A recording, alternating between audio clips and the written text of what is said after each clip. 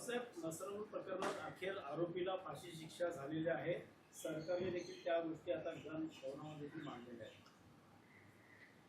याच्यामध्ये काही सरकारचं फार मोठं शौर्य किंवा कर्तृत्व आहे असं मला वाटत नाही. नसरापूर प्रकरणात ज्या बालिकेवर अत्याचार झाला, हत्या झाली, त्यानंतर जो जनतेचा रोष उसळला, त्याच्यामुळे फास्ट ट्रॅक न्यायालयामध्ये अत्यंत ऐतिहासिक वेगवान पद्धतीनं हा खटला चालला आणि आरोपीला फाशीची शिक्षा सुनावली. पण जर या राज्यात कायदा सुव्यवस्थेचं राज्य असतं, कायद्याचा धाक असता आणि अशा प्रकारच्या आरोपींच्या मनामध्ये सरकार, न्यायालय आणि कायदा याविषयी जर दहशत असती तर त्या मुलीचे प्राण वाचले असते. त्या मुलीचे प्राण आपण गमावले. अशा प्रकारच्या घटना या राज्यात सातत्याने घडत आहेत आणि दुर्दैवानं अशा घटना घडल्यावरती आपण जागे होतो, सरकार जागं होतं. त्याच्यामध्ये जर काही सुधारणा सरकार करणार नसेल तर त्या लहान मुलीचं बलिदान हे वाया गेलं असंच म्हणावं लागेल. महाराष्ट्रामध्ये या क्षणी कायद्याचं राज्य आहे असं वातावरणच नाही. हे फक्त मी मुलींवरील किंवा महिलांवरील अत्याचार या संदर्भात म्हणत नाही, तर सर्वच क्षेत्रामध्ये कायद्याची जी धुळधाण सुरू आहे, ज्या पद्धतीने पेपर लीक होत आहेत, पेपर फुटत आहेत आणि हे पेपर फोडणारे लोक हे पूर्णपणे भारतीय जनता पक्षाशी संबंधित आहेत. मग नीटचे पेपर लीक करणारे असोत, CETचे पेपर लीक करणारे असोत, काल TETचे पेपर लीक करणारे असोत, ही सगळे धागेदोरे हे भारतीय जनता पक्षाच्या कार्यकर्त्यांपर्यंत आणि नात्यागोत्यांपर्यंतच पोचत आहेत. हा गांभीर्याने विचार करण्याची वेळ आली. जो पक्ष रामद्रोह करून राम मंदिरातल्या दानपेट्यांचा अपहार करतो, त्याच पक्षाचे लोक विद्यार्थ्यांच्या भवितव्याशी खेळत आहेत. एक लक्षात घ्या, रावणामध्ये अनेक दुर्गुण असते, पण रावणानं कधी दानपेट्या लुटल्या नाही. बरं, रावणामध्ये अनेक दुर्गुण असतील, पण रावणानं कधी दानपेट्या लुटल्या नाहीत. पण हे राम भक्त जे आहेत, स्वतःला म्हणवणारे सो कॉल्ड, ज्यांनी गेल्या काही महिन्यामध्ये 66 वेळा दानपेट्या लुटल्या. महमूद गझनवीनं सोमनाथ मंदिर 17 वेळा लुटला असं इतिहास सांगतो. पण भारतीय जनता पक्षाच्या लोकांनी 66 वेळा अयोध्येत राम मंदिर लुटलं, याची सुद्धा नोंद इतिहासात व्हायला पाहिजे. आणि ती नोंद भारतीय जनता पक्ष जो नवीन इतिहास लिहितो आहे त्यात ती असायला पाहिजे. कायद्याचा भान राहिला नाही अशा वेळेस आणि कायद्याच्या कचाट्यात हे लोक अडकत नाहीये. त्यामुळे नाही, कायदा यांच्यासाठी नाहीच आहे, कायदा विरोधी पक्षाच्या कार्यकर्त्यांसाठी. कुठे आहे कायदा? सत्ताधारी लोकांनी किती बलात्कार करावेत, किती लुटमार करावी, किती देश लुटावा, संसदीय आणि विधिमंडळातल्या कायद्याचं उल्लंघन करून पक्षांतरं करावी, कायदा त्यांच्यासाठी नाहीच आहे.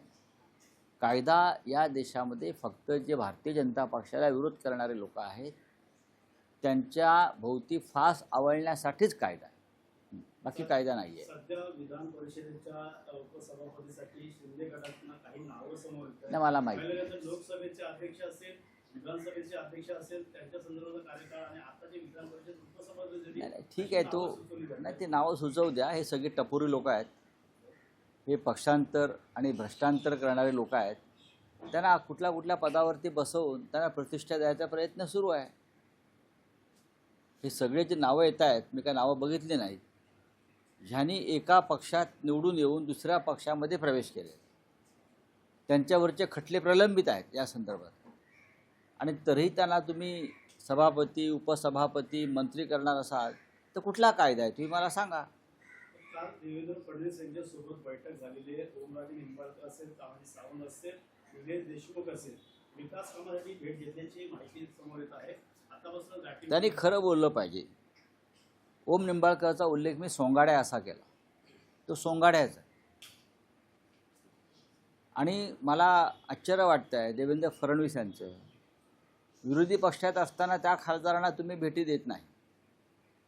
त्यांनी आणलेल्या विकास कामांच्या कागदावर तुम्ही चर्चा करत नाही.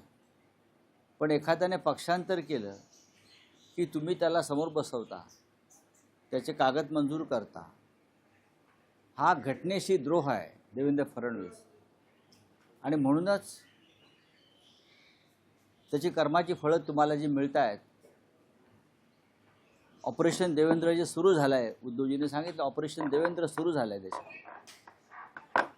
काही काळापासून देवेंद्र दिल्लीत जाणार, देवेंद्र दिल्लीत जाणार, उच्च पदावर जाणार, या चर्चांना आता पूर्णविराम मिळाले. तर याच त्यांच्या वर्तणुकीमुळे, याच त्यांच्या वागणुकीमुळे आता देवेंद्र महाराष्ट्रात तरी राहतील का नाही त्यांच्या पदावर, अशा प्रकारचं रहस्यमय वातावरण मिंध्यांनी निर्माण केलं आहे. ही अत्यंत गंभीर गोष्ट आहे. की कुठे ते ताकद वाढत चालली आहे आणि त्याच आ? खासदारांना ज्या खासदारांनी पक्ष बदलला त्या विभागात जन्मच चाचणी व्हावी अशी मागणी देखील आता केली होते. मनसेकडून देखील अशी मागणी केली होती. नाही, त्यांचे राजीनामेच घेतले पाहिजेत कायद्यानं. ते डिस्क्वालिफाय, बरं का, ते डिस्क्वालिफाय व्हायला पाहिजेत कायद्यानं. जो घटनेतलं जे कलम 10 आहे, शेड्यूल 10 ज्याला आपण म्हणतो, त्यानुसार पक्षांतर विरोधी कायद्यानुसार त्यांची खासदारकी रद्द व्हायला पाहिजे असं घटना आणि कायदा सांगते. पण अशा पक्षांतर केलेल्या गुन्हेगारांना, हे गुन्हेगार आहेत, देवेंद्र फडणवीस आपल्या चेंबरमध्ये बसवून त्यांना चहा पाजून, चहा बिस्किटं देऊन जनतेच्या पैशानं त्यांच्या कागदावर जर सह्या करत असतील तर स्वतः देवेंद्र फडणवीस हे घटनाद्रोही आणि रामद्रोही आहे. राम सत्यवचनी होता. त्याच लोकांना मंत्रिपद देणार अशी देखील चर्चा सुरू मग ते तर झाली. तेच तर सांगतो ना, वेगळं काय सांगतोय मी. घटनाद्रोही, सत्यद्रोही, रामद्रोही असे हे लोक आहेत, हे गुन्हेगार आहेत खरं म्हणजे. ओम निंबाळकरांपासून सगळे लोक हे राज्याचे आणि जनतेचे गुन्हेगार आहेत. आणि अशा गुन्हेगारांना तुम्ही पदं देणार असाल, निधी देणार असाल, पक्ष बदल आधी का नाही दिला? तीच जनता होती आणि तेच खासदार होते ना, मग आधी का नाही दिला? तुम्ही कोणतं राज्य चालवता? हे घटनेचं राज्य, कायद्याचं राज्य नाही आहे महाशय. आणि याची किंमत ह्या सगळ्यांना चुकवावी लागेल. राष्ट्रवादी शरदचंद्र पवार गटामध्ये 2 आता गट दिसत आहेत. तर काही नेते आहेत ते काँग्रेसमध्ये, तर काही एनडीएमध्ये जाण्याच्या मला माहिती आपका कांग्रेस को राम मंदिर जाने की रोका जा रहा है, क्या वजह लगती है? राम मंदिर हम सब लोग जाना चाहते हैं. मुझे लगता है उत्तर प्रदेश के कांग्रेस के प्रेसिडेंट को रोका गया है, अजय राय साहब को. क्यों रोका गया? वो वहाँ जाकर जो वहाँ भ्रष्टाचार हो गया, लूटमार हो गई है दान पत्र में, दान पेटी में, उस बारे में बात करेंगे इसलिए. महमूद जो गजनवी था उसने सोमनाथ मंदिर 17 बार लूटा है. बीजेपी ने अयोध्या का राम मंदिर लगभग 70 बार लूटा है, 66 टाइम.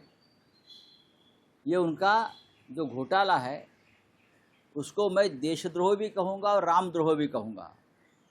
मैं तो ये कहूँगा, मैंने कल उद्धव ठाकरे साहब से भी बात की है कि हमको भी राम मंदिर जाना चाहिए. हम राहुल गांधी जी से भी बात करेंगे, आपको भी राम मंदिर आना चाहिए. हम अखिलेश यादव जी से भी बात करेंगे, उनको भी राम मंदिर जाना चाहिए. हम ममता बनर्जी से भी बात करेंगे, उनको भी जाना चाहिए. अरविंद केजरीवाल जी अभी जाकर आए, वापस हमारे साथ आ जाएंगे. ये कौन है? राम मंदिर उनकी बाप की जागीर है क्या? राम मंदिर में हमारा खून भी बहा है. राम मंदिर में हमारे लोगों ने भी त्याग किया, बलिदान दिया है. मैं खुद उस राम मंदिर के आंदोलन में शामिल था और मैं सीबीआई का एक आरोपी हूँ उस मामले में. मैं 3 बार सीबीआई के सामने लखनऊ में उनके कोर्ट के सामने में जाकर मेरा स्टेटमेंट दिया है. हम लोग आरोपी हैं सब उस मामले में. राम के उस संघर्ष में मंदिर के हम सब लोग थे। हिंदू हृदय सम्राट बाला साहब ठाकरे ने जो घोषणा की थी मंदिर वही बनाएंगे, हाँ, तब ये सब लोग भाग गए थे ना। बाबरी गिरने के बाद भागम भाग हो गई थी। तो बाला साहब ठाकरे और हम सब लोग उनके साथ खड़े रहे थे उधर कि अगर वो शिवसैनिक है तो हमें उनका गर्व है, ये बाला साहब ने कहा था। तो ये सब भाग गए थे। अब ये राम मंदिर के मालिक बन गए। राम मंदिर को कोई मालिक होता है क्या? अयोध्या को राम मालिक है। अगर अजय राय को रोका है तो क्यों रोका है? अगर उनको रोका है तो हम सब लोग वहाँ पहुँचेंगे, सभी नेताओं के साथ हम लोग जाएंगे।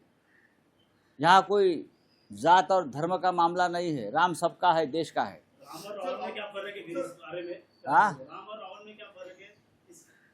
नहीं, रावण में बहुत दुर्गुण थे, लेकिन रावण ने किसी मंदिर की दान पेटी दान पत्र नहीं लूटा था। ये रावण के वंशज है बीजेपी वाले। सिंदूर में जो शहीद है उनका अपमान हुआ है, अपमान हुआ है, इस तरह से कह रहे हैं, ऑपरेशन कह रहा है। हाँ, हुआ है ना। शहीदों का नाम तक नहीं दिया उस वक्त। एक भी सैनिक की कुर्बानी नहीं हो गई। ये राजनाथ सिंह जी सदन में और सदन के बाहर कहते थे नो कैजुअलिटी, और अब अचानक 6 जवानों के नाम सामने आए हैं कि उनकी शहादत हुई है ऑपरेशन सिंदूर में। तो ये लुपा छुपी आप क्यों कर रहे हो? उसका मतलब और भी जवान शहीद हो गए।